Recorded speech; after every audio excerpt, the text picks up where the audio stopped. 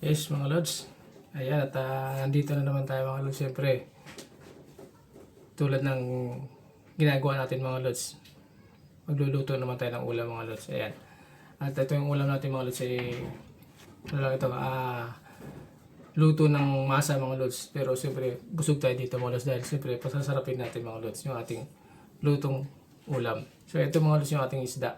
Ayan, isda lang lulutuin natin mga lods. Ayan ang isda natin mga lods, no?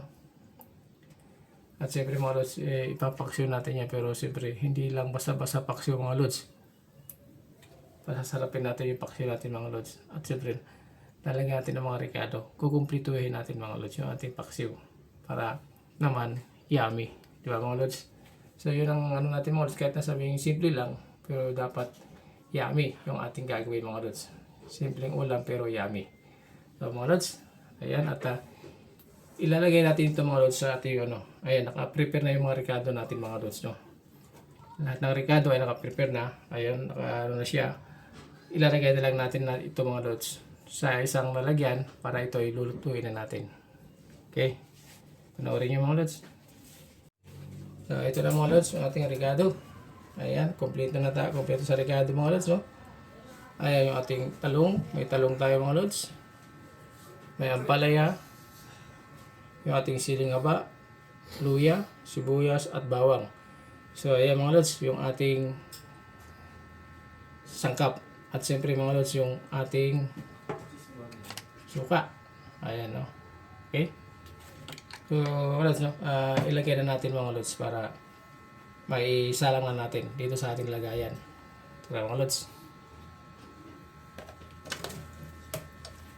Ayan yung isda. Lagyan natin dito. Okay.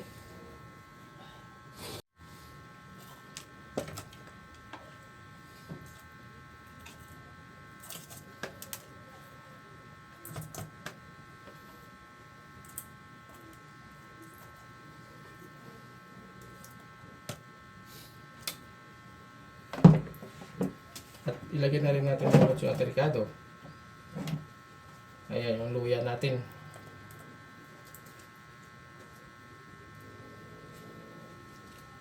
Bawang.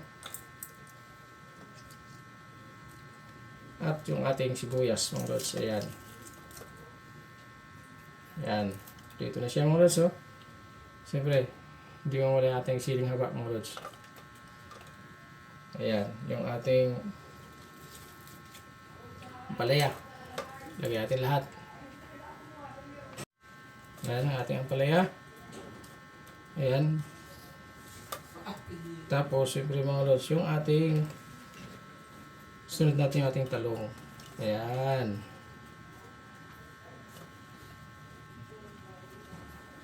Ayan ang ating talong mga lods, no? Okay. Siyempre, yung mga iba pang sangkap natin mga lods, yung ating suka. Ayan.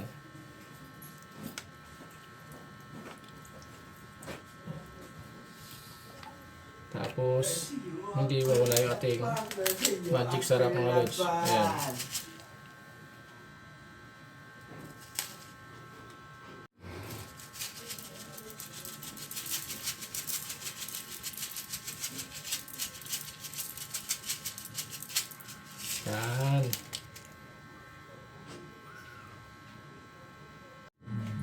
Ayan. Kanina mga lods, nilagyan natin ng asin yung isda natin bago natin nahinugasan.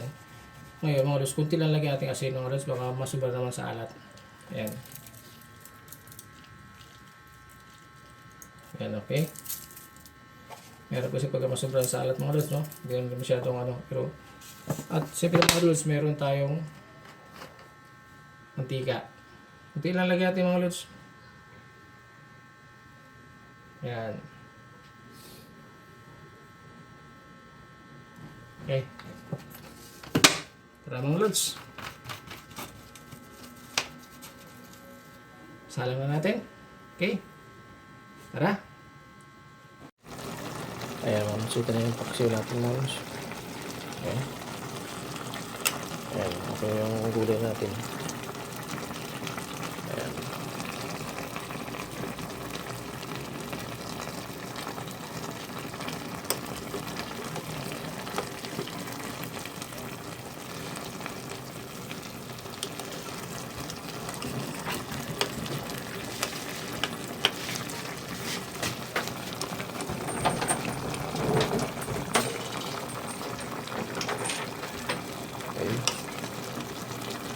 And thank you for watching. Mga lods, bye-bye.